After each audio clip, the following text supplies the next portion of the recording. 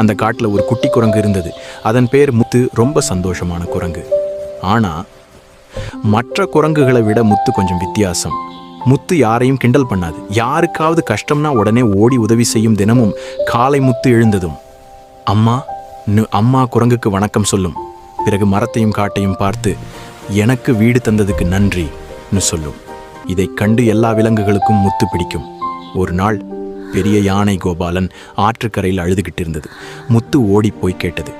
ஏன் கோபாலா, ஏன் அழற? யானை சொன்னது, ஆற்றில் தண்ணி இல்லை முத்து, குடிக்க முடியல. முத்துவுக்கு ரொம்ப கவலை. முத்து யோசிச்சது, நான் மட்டும் உதவி செய்தா போதாது, எல்லாரும் சேரணும். முத்து எல்லா விலங்குகளையும் கூட்டியது. நம்ம காடு நம்ம பொறுப்பு, ஒற்றுமையா வேலை செய்வோம்னு சொன்னது. குரங்குகள், கிளைகள் அகற்றின யானைகள், மண் தள்ளின மான்கள் எல்லாருக்கும் செய்தி சொன்னது. ஒரு நாள், 2 நாள், அப்புறம் ஆறு மீண்டும் ஆறு ஓட ஆரம்பிச்சது. எல்லா விலங்குகளும் சந்தோஷமா குதிச்சின. இதையெல்லாம் பார்த்த காட்டின் ராஜா சிங்கம் முத்துவை அழைத்தது. முத்து, நீ நல்ல குரங்கு, ஆனா நீ உண்மையிலேயே தலைவரான்னு கேட்டது. அன்றிரவு பெரிய புயல் மரங்கள் ஆடின. குட்டி விலங்குகள் பயந்தன. முத்து பயப்படல. குட்டிகளை குகைக்குள் வைத்தது. பெரியவர்களை உதவழைத்தது.